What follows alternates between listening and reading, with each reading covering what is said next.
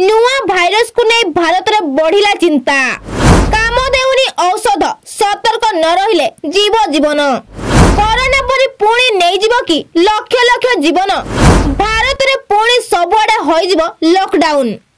चीन नुआ भाइरस वर्तमान भारत में चिंतार विषय पलटिछि। गोटे दिन में देश में 4 जन आक्रांत चिन्हट होइछन्ति जहाकु नै मास्क नियम फेराई आनिबाकु परामर्श दिया जाइछि। आज गोटे दिन में भारत में 4 जन चीन नुआ भाइरस HMPV रे संक्रमित होइछन्ति। कर्नाटक रे 2 जन एई भाइरस रे चिन्हट होइथिबा बेले गुजरात एवं कलिकता रे 2 जन शिशु संक्रमित होइछन्ति।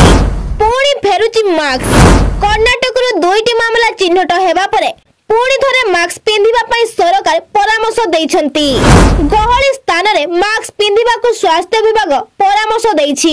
मास्क पिंधिले संक्रमण ह्रास होई परिबो बोली कहिछि स्वास्थ्य विभाग। गहली स्थान को बारण मास्क पिंधिबा सह गहली स्थान को जीवा पई मध्य बारण करा जाइछि। HMPV लक्षण थिले कोनोसी गहली स्थान को न जीवा को कहिसंती महाराष्ट्र सरकार। एहा सहित छिंक समय नाक पाटी कवर करने को परामर्श दिया जाइछि।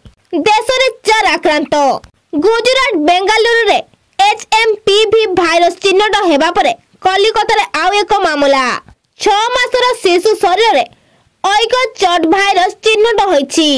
आज बेंगालुरु रे 3 और 8 मासर 2 जन शिशु HMPV रे संक्रमित होइतबा सूचना मिलिछि। अहमदाबाद चांदेकाटा अंचल रे जड़े 2 मासर शिशु ए भाइरस रे आक्रांत होइतबा जणा पड़िछि। भारत रो प्राक प्रस्तुति देश रे HMPV चिन्हट को नै जनस्वास्थ्य निर्देशक कहिसंती चीन HMPV आसुतिबा खबर को WHO एजाबत स्पष्ट करिनी।